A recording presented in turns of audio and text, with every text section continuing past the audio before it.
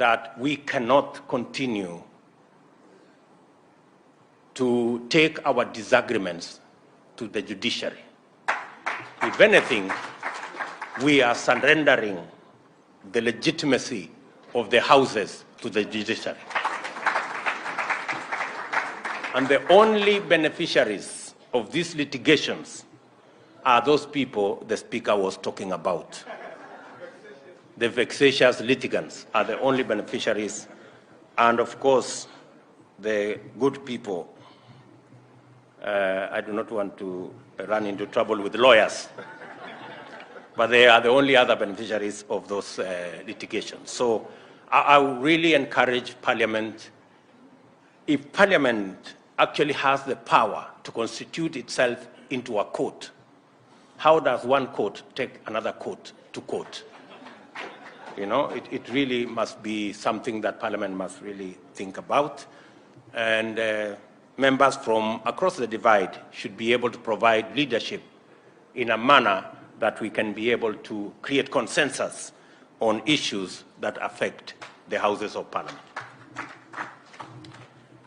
It is time for the leadership of Parliament in both houses and at the majority and minority parties to take a clear stand on this matter and decisively move to discourage the prosecution of parliamentary business in courts. There are some courses of action which automatically fall off our set of strategic options once we properly internalize our purpose, role, and function.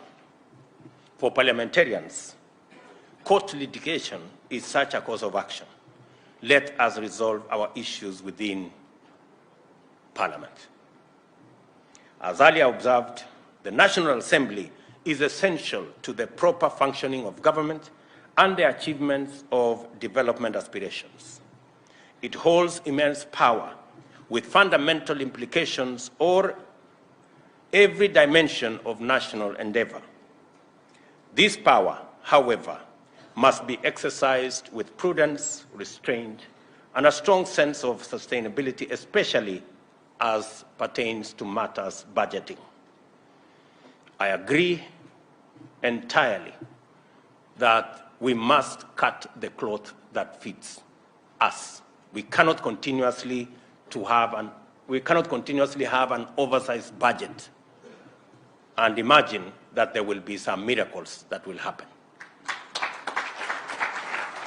When I came into office, we had a budget that we needed to borrow 900 billion. And I thought that was reckless and irresponsible. I cut it down to 600 billion. I will be presenting shortly our revised budget that will actualize that commitment that I made to the country.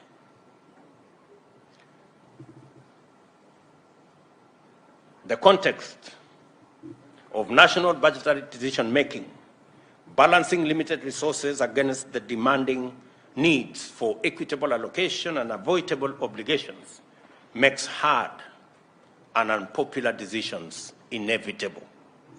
The scope of our budgetary ambitions is firmly dictated by our ability to finance it through available revenue-raising measures.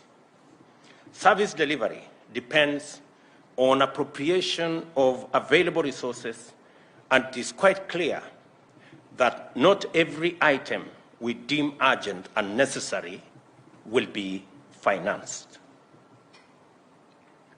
And when I say available revenue-raising measures, I mean that each and every one of us, once we agree on a tax regime, each and every one of us must pay their part of taxes.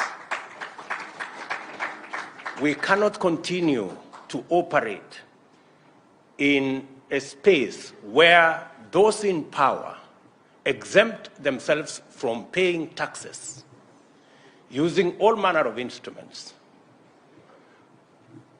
while those who do not have as much power pay tax.